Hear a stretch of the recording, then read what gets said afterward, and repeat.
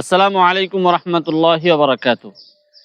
মানুষের ক্যারেক্টারটা কেমন আপনি একটু লক্ষ্য করেন।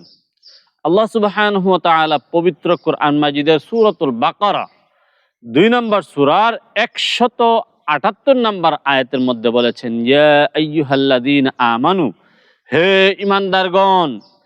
সেম কথাটি বলেছেন ১৮৩ নম্বর আয়াতে।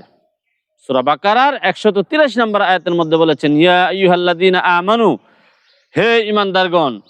১৭৮ নম্বর আয়াতের মধ্যে বলেছেন, কুতিবা আলাইকুম, তোমাদের উপর ফরজ করা হয়েছে। ১৮৩ নম্বর আয়াতের মধ্যে বলেছেন, কুতিবা আলাইকুম, তোমাদের উপর ফরজ করা হয়েছে। ১৮৩ নম্বর আয়াতের মধ্যে বলেছেন, সিয়াম, তোমাদের উপর রমজানের সিয়ামকে ফরজ করা হয়েছে। এটা সকলেই মানে।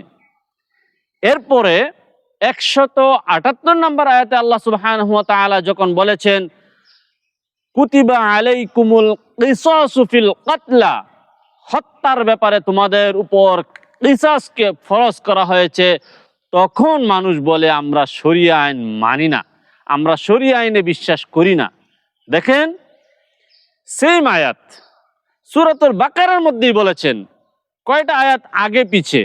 আপনি কুতিবা আলাইকুমুস সিয়াম মানতে পারেন, আপনি কুতিবা আলাইকুমুল কিসাস কেন মানতে পারেন না? আপনি বলেন তো, আপনি কি মুসলিম? আপনি নিজেই বলেন, আপনি কি মুসলিম? মুসলিম হয় কি করে? একই রব আল্লাহ, একই আল্লাহ, একই আল্লাহর কথা আপনি কুতিবা আলাইকুমুস সিয়াম মানতে পারেন। এই সিয়ামের মাসে, রমজানের মাসে আমেরিকার প্রেসিডেন্ট পর্যন্ত, যারা বিধর্মী, তারা পর্যন্ত মুসলমানদের সম্মানার্থে ইফতার মাহফিল দেয়, ইফতার পার্টি দেয়। বাংলাদেশে এমন কোনো রাজনৈতিক দল নেই যে দলে মুসলমানদের সম্মানার্থে বা মুসলমানদের এই রোজার মাসে ইফতার পার্টি না দিবে। এমন কোনো সংগঠন নেই যারা ইফতার পার্টি দিবে না।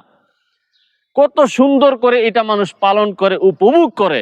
তো একই আল্লাহর বিধান, একই রবের বিধান, আপনি সিয়াম মানতে পারেন, কিসাস মানতে পারেন না।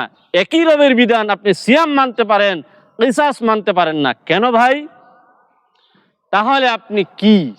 আপনি কি মুসলিম? আপনি কি ইসলাম পালন করেন, নাকি ইসলাম পালন করার নামে তামাশা করেন? আপনি নিজেকে নিজে প্রশ্ন করেন।